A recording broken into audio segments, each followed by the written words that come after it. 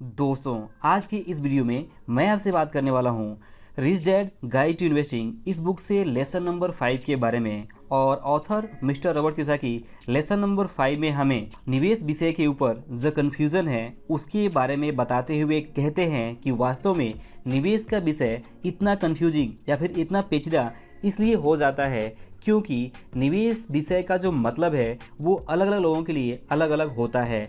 जैसे कि आप देखेंगे तो बहुत सारे लोग अलग अलग जो निवेश करते हैं वे एक दूसरे से काफ़ी अलग होते हैं। बहुत सारे लोग परिवार में निवेश करते हैं, बहुत सारे लोग शिक्षा में निवेश करते हैं, बहुत सारे लोग अलग अलग जो निवेश के विकल्प हैं उसमें निवेश करते हैं। कुछ इंटरनल निवेश करते हैं, कुछ बिजनेस में निवेश करते हैं, कुछ स्टॉक्स में निवेश करते हैं, कुछ म्यूचुअल फंड में निवेश करते हैं, कुछ रियल एस्टेट में निवेश करते हैं, कुछ ज़मीन में निवेश करते हैं, कुछ सोने चांदी में निवेश करते हैं। ऐसे हज़ारों तरह के अलग अलग निवेश हैं जिसमें लोग निवेश करते हैं। और इस तरह से आप देखेंगे कि अलग अलग लोग क्योंकि अलग अलग चीज़ों में निवेश करते हैं, इसी कारण से जो निवेश का विषय है वो ज़्यादा कॉम्प्लेक्स, ज़्यादा जटिल और कंफ्यूजिंग हो जाता है। जो निवेश किसी एक व्यक्ति के लिए निवेश कहलाता है वही निवेश किसी दूसरे व्यक्ति के लिए निवेश हो ये ज़रूरी नहीं है। जैसे कि अगर कोई रियल एस्टेट में निवेश कर रहा है और कोई दूसरा बिजनेस में निवेश कर रहा है तो दोनों तो निवेश ही कर रहे हैं, बट ये दोनों ही निवेश एक दूसरे से काफ़ी अलग हैं। और इसीलिए कहा जा सकता है कि दोनों व्यक्ति भले ही निवेश कर रहे हों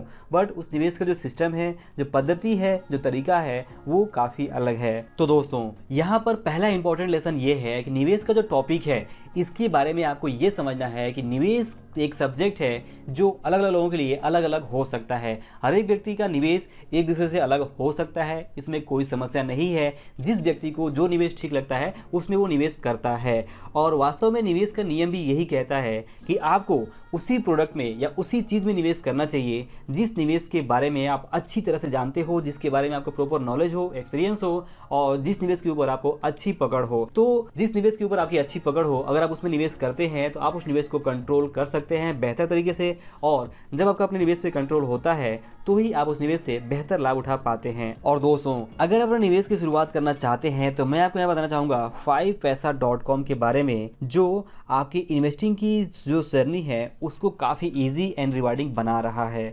आप देखेंगे तो 5paisa.com ने पिछले 5 सालों में अपने साथ 12 लाख कस्टमर जोड़े हैं। और ऐसा सब कुछ पॉसिबल हो पाया है 5paisa.com के पेपरलेस, हासल free demat account opening process की वजह से। आप यहां पे सिर्फ 5 मिनट के अंदर अपना डीमेट अकाउंट मोबाइल के थ्रू ही ओपन कर सकते हैं। बस आपको नीचे दिए हुए लिंक से 5paisa.com के मोबाइल ऐप को डाउनलोड करना है। जैसे आप इसे डाउनलोड करते हैं और ओपन करते हैं तो इसके बाद आपको अपना मोबाइल नंबर और ईमेल आईडी रजिस्टर कर लेना है। इसके बाद आप यहाँ पे सबसे पहले अपना पैन कार्ड, फिर डेट ऑफ बर्थ, इसके बाद अपना बैंक डिटेल्स भी फिलअप कर लेंगे और बाद में आपको अपना एड्रेस और दूसरे पर्सनल डिटेल्स आपको यहाँ पे फिलअप कर लेने हैं। इसके बाद आप ई साइन अप कर सकते हैं अपने आधार कार्ड से और ई साइन अप के द्वारा आप अपना सक्सेसफुली डीमेट अकाउंट यहाँ पे ओपन करके बाद में आप equity, F and O, commodities, currencies, gold और डायरेक्ट म्यूचुअल फंड में निवेश कर सकते हैं। और इसके साथ ही आपको यहाँ पे स्टॉक स्पेसिफिक टिप्स और बहुत सारी दूसरी सर्विसेज भी आपको 5paisa.com की तरफ से मिलती हैं।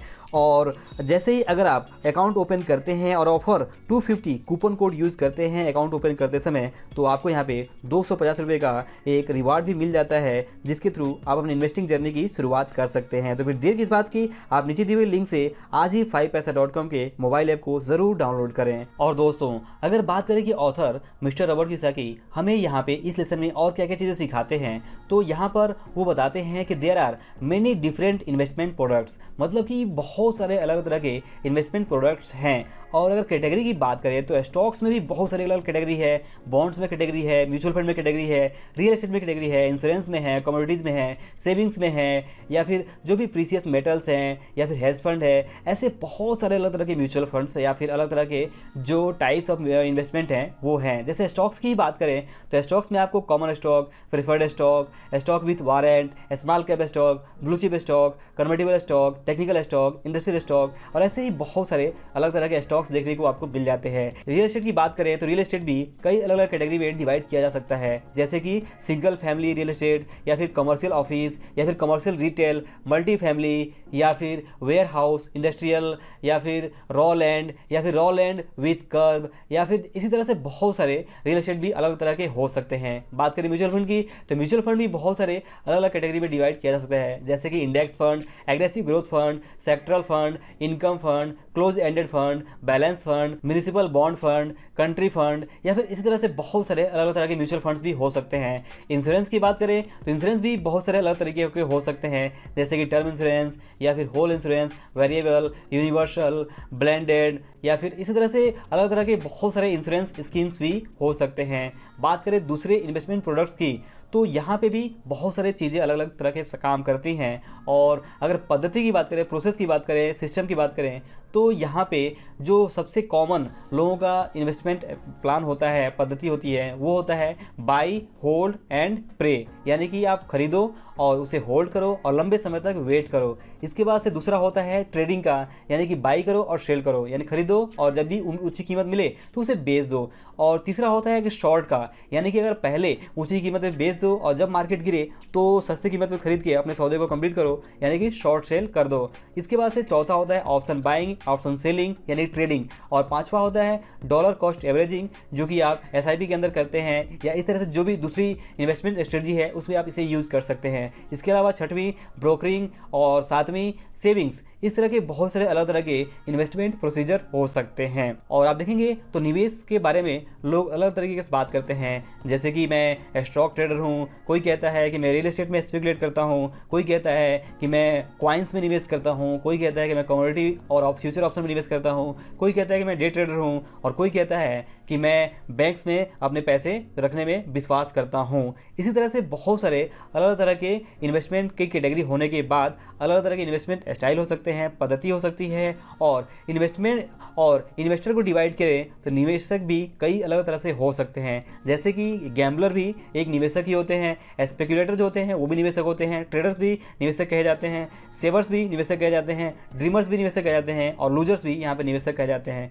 तो इस तरह से निवेश की जो कैटेगरी है, ये निवेशक की कैटेगरी है, ये कई तरह से अलग अलग डिवाइडेड है। और इसमें आपको ये तय करना है कि आप किस तरह के निवेशक बनना चाहते हैं और आप निवेश को कैसे देखते हैं। और जैसा मैंने पहले कहा कि निवेश का जो विषय है वो कंफ्यूजिंग इसीलिए हो जाता है कि इसका मतलब ही अलग अलग लोगों के लिए अलग अलग है। बट अगर आप निवेश करना चाहते हैं और इसे सिंपल रखना चाहते हैं तो आपको समझना ये होगा कि जिस निवेश के बारे में आपको अच्छी नॉलेज है, जिसके बारे में आपकी रुचि है, जिसके बारे में आपका इंटरेस्ट है, वो जिसके ऊपर आपका कंट्रोल है, खास तौर से उस निवेश के अंदर ही आपको निवेश करना चाहिए। और आपको देखा देखी किसी दूसरे की नकल बिल्कुल भी नहीं करना चाहिए कि कोई अगर दूसरा स्टॉक मार्केट से पैसे बना रहा है तो आपको भी स्टॉक मार्केट से निवेश करके पैसे बनाना चाहिए। ऐसा अगर आप डायरेक्टली कॉपी करने की कोशिश करेंगे तो आपको यहाँ पे बहुत बड़े झटके लग सकते हैं। आपको हर एक निवेश के अंदर पहले प्रॉपर नॉलेज एक्सपीरियंस हासिल करना होता है। नॉलेज एक्सपीरियंस हासिल करने के बाद से धीमे धीमे आपको उसका रिस्क मैनेजमेंट और बाकी चीज़ें आपको समझनी होती है, और तभी आप वहाँ पे पैसे बना सकते हैं। अदरवाइज हर एक निवेश में पैसे बनते हैं और हर एक निवेश में पैसे लूज भी होते हैं।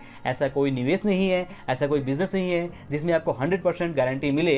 आपको गारंटी जैसी चीज़ कहीं नहीं मिलती है। हर जगह आपको रिस्क मैनेजमेंट करना ही होता है, और तभी आप वहाँ पे लंबे समय में टिके रह पाते हैं और सफल होकर अमीर बन पाते हैं। तो दोस्तों, आई होप कि आज वीडियो से समझ पाए होंगे कि वास्तव में मिस्टर रॉबर्ट कियोसाकी ऐसा निवेश को पेचीदा या फिर कंफ्यूजिंग क्यों कहते हैं, और निवेश को कैसे आसान या फिर सिंप्लीफाई किया जा सकता है। निवेश को सिंप्लीफाई करने का मतलब यही है कि आपको उसी चीज़ में निवेश करना है जिसके बारे में आपको अच्छी नॉलेज हो। आपको डायरेक्टली किसी को भी कॉपी नहीं करना है। तो दोस्तों, आई होप कि आपको आज के इस वीडियो से समझ में आया होगा कि निवेश के विषय इतना कॉम्प्लेक्स, इतना कंफ्यूजिंग क्यों है और इसे कैसे सरल किया जा सकता है। तो अगर वीडियो पसंद आया हो तो इसे लाइक और शेयर जरूर करें, और अगर आप चैनल पर नए हैं तो चैनल को सब्सक्राइब करके बेल आइकन में जरूर प्रेस करें ताकि आप आने वाले इंपॉर्टेंट वीडियोज़ के जो अपडेट्स हैं वो तुरंत पा सकें। अंत में इस वीडियो को पूरा देखने के लिए और हमारे साथ जुड़े रहने के लिए आपका दिल से बहुत बहुत धन्यवाद।